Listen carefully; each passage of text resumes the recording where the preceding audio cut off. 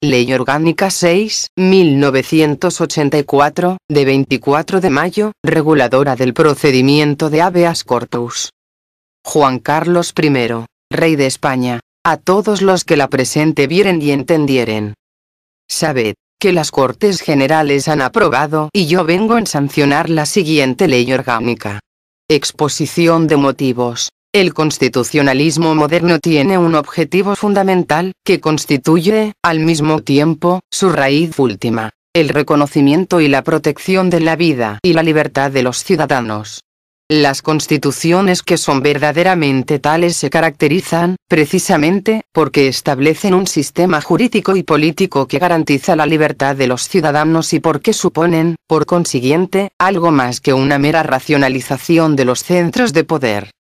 Nuestra Constitución ha configurado, siguiendo esa línea, un ordenamiento cuya pretensión máxima es la garantía de la libertad de los ciudadanos, y ello hasta el punto de que la libertad queda instituida, por obra de la propia Constitución, como un valor superior del ordenamiento.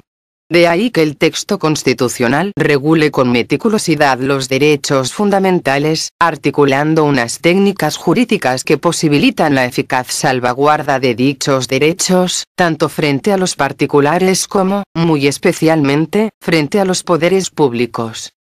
Una de estas técnicas de protección de los derechos fundamentales, del más fundamental de todos ellos, el derecho a la libertad personal, es la institución del habeas corpus.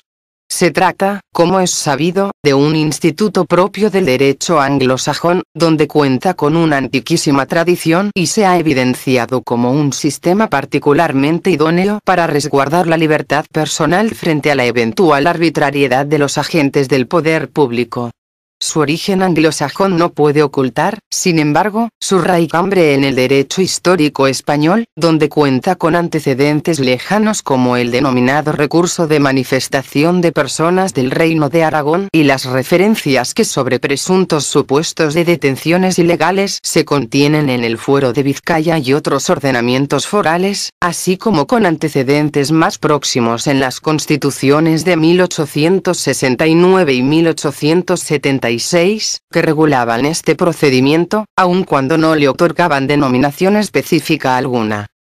El habeas corpus ha demostrado históricamente su funcionalidad para proteger la libertad de los ciudadanos. De ahí que la Constitución, en el núm. 4 art.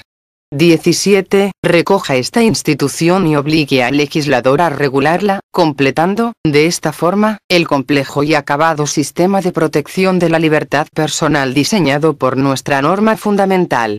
La regulación del habeas corpus es, por consiguiente, un mandato constitucional y un compromiso de los poderes públicos ante los ciudadanos. La pretensión del habeas corpus es establecer remedios eficaces y rápidos para los eventuales supuestos de detenciones de la persona no justificados legalmente, o que transcurran en condiciones ilegales. Por consiguiente, el habeas corpus se configura como una comparecencia del detenido ante el juez. Comparecencia de la que proviene etimológicamente la expresión que da nombre al procedimiento, y que permite al ciudadano, privado de libertad, exponer sus alegaciones contra las causas de la detención o las condiciones de la misma, al objeto de que el juez resuelva, en definitiva, sobre la conformidad a derecho de la detención. La eficaz regulación del habeas corpus exige, por tanto, la articulación de un procedimiento lo suficientemente rápido como para conseguir la inmediata verificación judicial de la legalidad y las condiciones de la detención, y lo suficientemente sencillo como para que sea accesible a todos los ciudadanos y permita, sin complicaciones innecesarias, el acceso a la autoridad judicial. Estos son los objetivos de la presente ley orgánica, que se inspira para ello en 4 principios complementarios.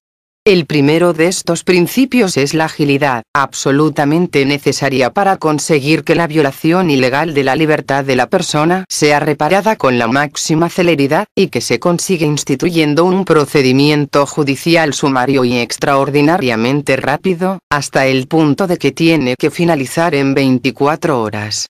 Ello supone una evidente garantía de que las detenciones ilegales o mantenidas en condiciones ilegales, finalizarán a la mayor brevedad. En segundo lugar, la sencillez y la carencia de formalismos, que se manifiestan en la posibilidad de la comparecencia verbal y en la no necesidad del abogado y procurador, evitarán dilaciones indebidas y permitirán el acceso de todos los ciudadanos, con independencia de su nivel de conocimiento de sus derechos y de sus medios económicos, al recurso de habeas corpus. En tercer lugar, el procedimiento establecido por esta ley se caracteriza por la generalidad que implica, por un lado, que ningún particular o agente de la autoridad pueda sustraerse al control judicial de la legalidad de la detención de las personas sin que quepa en este sentido excepción de ningún género, ni siquiera en lo referente a la autoridad militar, y que supone, por otro lado, la legitimación de una pluralidad de personas para instar el procedimiento, siendo de destacar a este respecto la legitimación conferida al Ministerio Fiscal y al Defensor del Pueblo como garantes, respectivamente, de la legalidad y de la defensa de los derechos de los ciudadanos. En fin, la ley está presidida por una pretensión de universalidad, de manera que el procedimiento de habeas corpus que regula alcanza no solo a los supuestos de detención ilegal, ya porque la detención se produzca contra lo legalmente establecido, ya porque tenga lugar sin cobertura jurídica, sino también a las detenciones que, ajustándose originariamente a la legalidad, se mantienen o prolongan ilegalmente o tienen lugar en condiciones ilegales.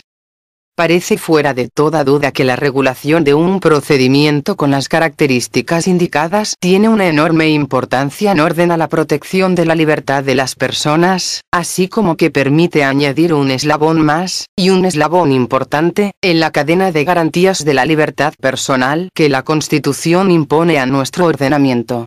España se incorpora, con ello, al reducido número de países que establecen un sistema acelerado de control de las detenciones o de las condiciones de las mismas. Artículo 1. Mediante el procedimiento del habeas corpus, regulado en la presente ley, se podrá obtener la inmediata puesta a disposición de la autoridad judicial competente, de cualquier persona detenida ilegalmente. A los efectos de esta ley se consideran personas ilegalmente detenidas.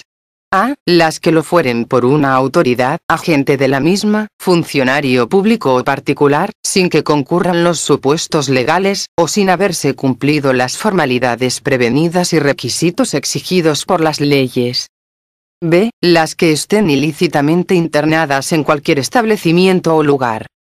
C. Las que lo estuvieran por plazo superior al señalado en las leyes, si transcurrido el mismo, no fuesen puestas en libertad o entregadas al juez más próximo al lugar de la detención. D. Las privadas de libertad a quienes no les sean respetados los derechos que la Constitución y las leyes procesales garantizan a toda persona detenida. Artículo 2. Es competente para conocer la solicitud de habeas corpus el juez de instrucción del lugar en que se encuentre la persona privada de libertad, si no constare, el del lugar en que se produzca la detención, y, en defecto de los anteriores, el del lugar donde se hayan tenido las últimas noticias sobre el paradero del detenido. Si la detención obedece a la aplicación de la ley orgánica que desarrolla los supuestos previstos en el art. 55.2 de la Constitución, el procedimiento deberá seguirse ante el juez central de instrucción correspondiente.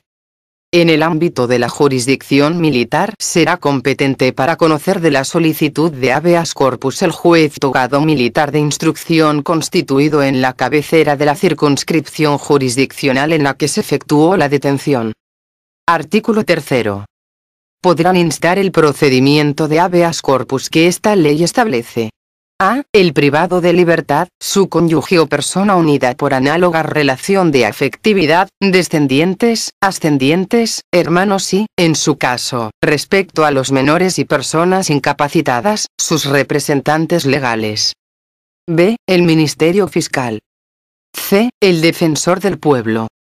Asimismo, lo podrá iniciar, de oficio, el juez competente a que se refiere el artículo anterior.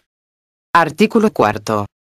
El procedimiento se iniciará, salvo cuando se incoe de oficio, por medio de escrito o comparecencia, no siendo preceptiva la intervención de abogado ni de procurador. En dicho escrito o comparecencia deberán constar A. El nombre y circunstancias personales del solicitante y de la persona para la que se solicita el amparo judicial regulado en esta ley. B. El lugar en que se halla el privado de libertad, autoridad o persona, bajo cuya custodia se encuentre, si fueren conocidos, y todas aquellas otras circunstancias que pudieran resultar relevantes. C. El motivo concreto por el que se solicita el habeas corpus. Artículo 5. La autoridad gubernativa, agente de la misma o funcionario público, estarán obligados a poner inmediatamente en conocimiento del juez competente la solicitud de habeas corpus, formulada por la persona privada de libertad que se encuentre bajo su custodia. Si incumplieren esta obligación, serán apercibidos por el juez, sin perjuicio de las responsabilidades penales y disciplinarias en que pudieran incurrir. Artículo 6.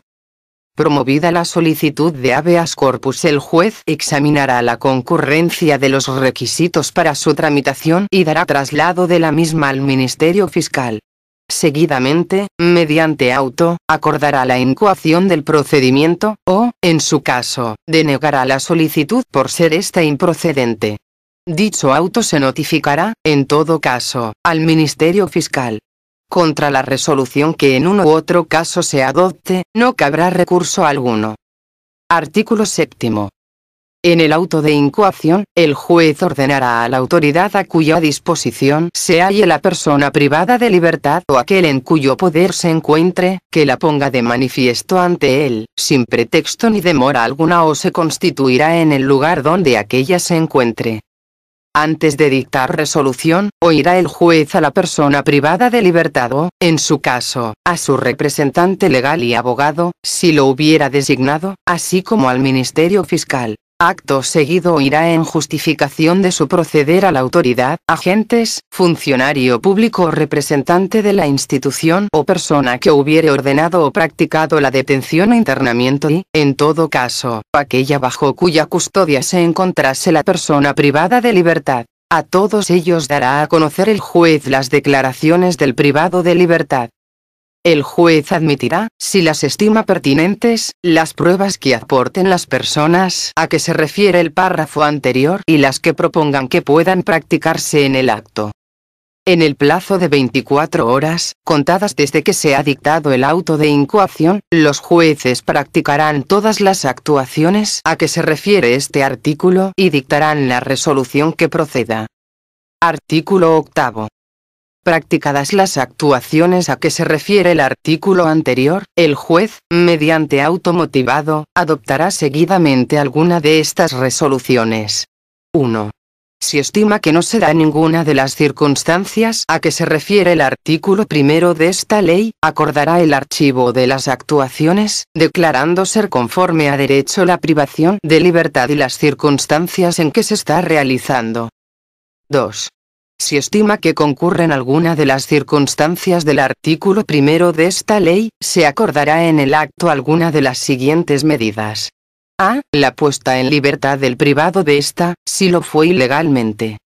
B. Que continúe la situación de privación de libertad de acuerdo con las disposiciones legales aplicables al caso, pero, si lo considerase necesario, en establecimiento distinto, o bajo la custodia de personas distintas a las que hasta entonces la detentaban. C. Que la persona privada de libertad sea puesta inmediatamente a disposición judicial, si ya hubiese transcurrido el plazo legalmente establecido para su detención. Artículo 9. El juez deducirá testimonio de los particulares pertinentes para la persecución y castigo de los delitos que hayan podido cometerse por quienes hubieran ordenado la detención, o tenido bajo su custodia la persona privada de libertad. En los casos de delito de denuncia falsa o simulación de delito se deducirá asimismo testimonio de los particulares pertinentes, al efecto de determinar las responsabilidades penales correspondientes. En todo caso, si se apreciase temeridad o mala fe, será condenado el solicitante al pago de las costas del procedimiento, en caso contrario, éstas se declararán de oficio. Disposición final. La presente ley entrará en vigor al día siguiente de su publicación en el Boletín Oficial del Estado. Por tanto, Mando a todos los españoles, particulares y autoridades, que guarden y hagan guardar esta ley orgánica. Palacio de la Zarzuela, Madrid, a 24 de mayo de 1984. Juan Carlos R. El presidente del gobierno, Felipe González Márquez. Este documento es de carácter informativo y no tiene valor jurídico.